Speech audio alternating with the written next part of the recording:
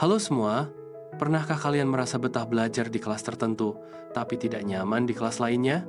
Salah satu alasannya adalah penataan fisik ruang kelas.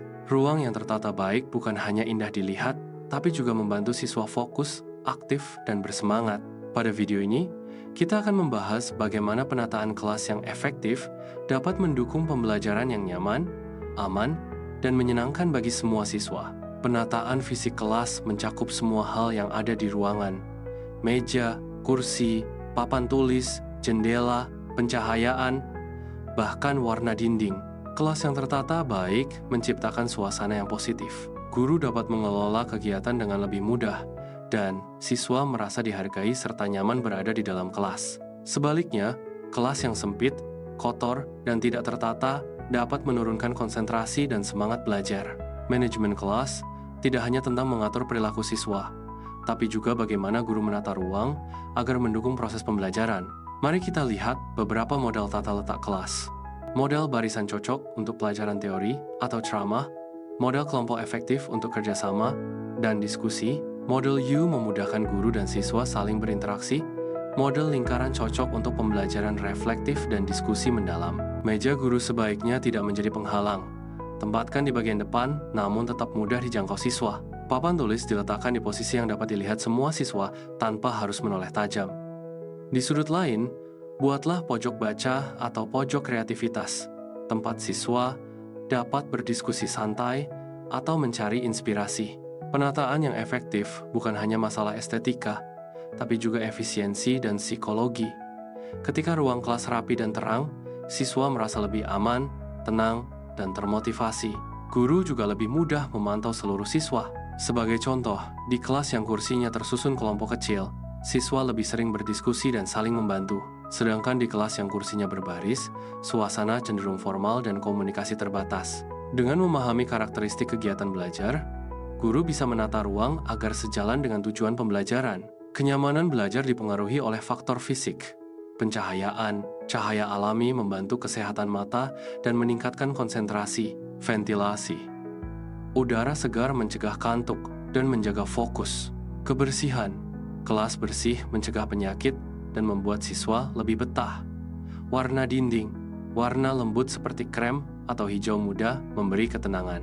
Dekorasi, poster edukatif dan hasil karya siswa dapat meningkatkan rasa memiliki terhadap kelas. Selain itu, aspek keamanan juga penting. Meja tidak terlalu rapat, ujung meja tidak tajam, akses keluar harus mudah.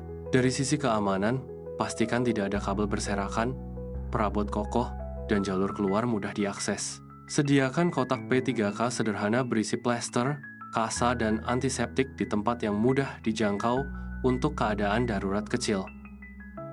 Kreativitas dalam penataan fisik ruangan juga mencakup penggunaan unsur visual dan audio.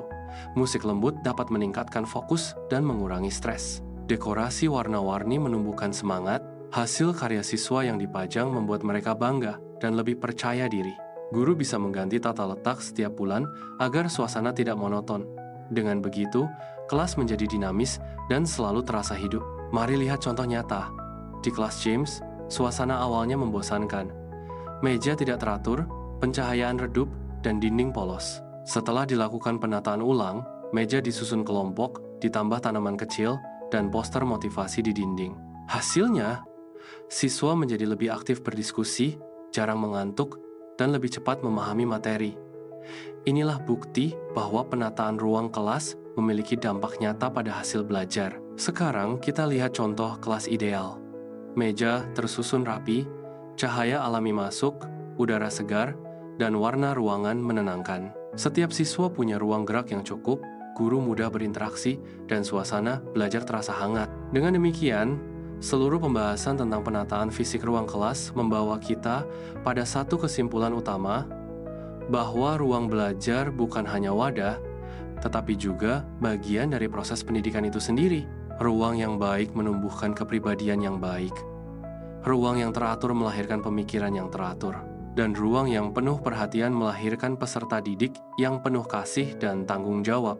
Maka, mari kita jaga dan rawat ruang kelas seperti kita menjaga taman pengetahuan.